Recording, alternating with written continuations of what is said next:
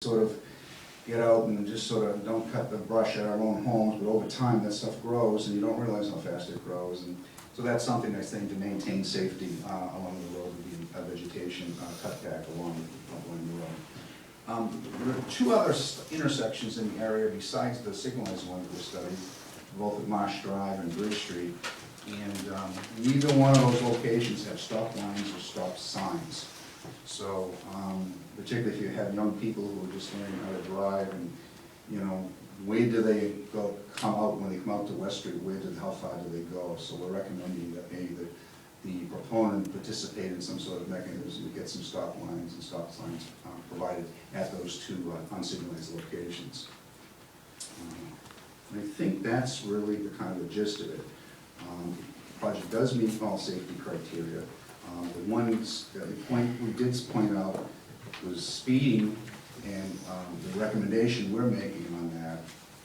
The lanes on the travel lanes, so that's the distance from the center line to the white edge line or the fog line, are very excessive out there, which kind of lends to excessive speeding. So we're actually suggesting that the project proponent work with the town to narrow those lanes. So in other words, take the 40 feet and divvy up the pavement, so all of the white lines, the white and yellow lines, so change that character so that the road would be more kind of narrow. If you just think of what you have out here, either on Spring or over in Millis, the lanes are a lot narrower. When they're narrower, you can tend to go a little slower, and I think that may be a safety enhancement out there. So just restrike the section of road in front, so it's not like a highway, which is, you know, what it was, seems to be now. And certainly you've got mixed use. This is a residential project. Certainly you've got trucks, and trucks need to get out and around. But narrowing the lanes, the lane is pretty excessive. So that's one thing we'd suggest too, is just restriking the road from one location. You eradicate the lines and just replace it down. All it is paint. Okay. So Ask you a question. Certainly.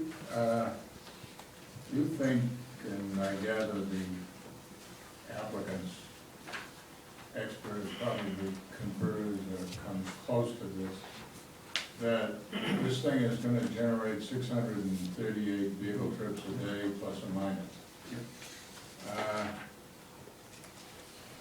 Is it an issue that you have a road where the speed limit is viewed by most people as sort of a guideline that can be ignored freely,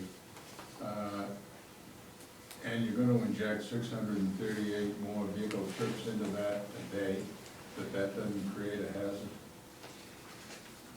I would say it's an issue today, even before the project comes in. I mean, you've got the speeding, the data that I collected and the data the consultant collected shows there's an issue today out there. And I know a lot of times with police departments, sometimes manpower is an issue to get out and enforce those things. I went through one location today where, actually last week, where they had one of the trailers up and said your speed is, and this week there was a policeman sitting 400 feet away, just sort of monitoring some of the traffic. Sometimes the presence of that helps. So it may be something to be looked at. I think that the 640, 638 daily trips, they're going to follow the character of what's going on there today.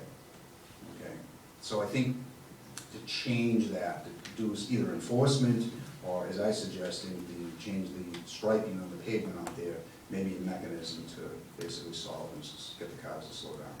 See, it's purely anecdotal, and I concede that, but the traffic on that road in the morning, when you have commuting hours,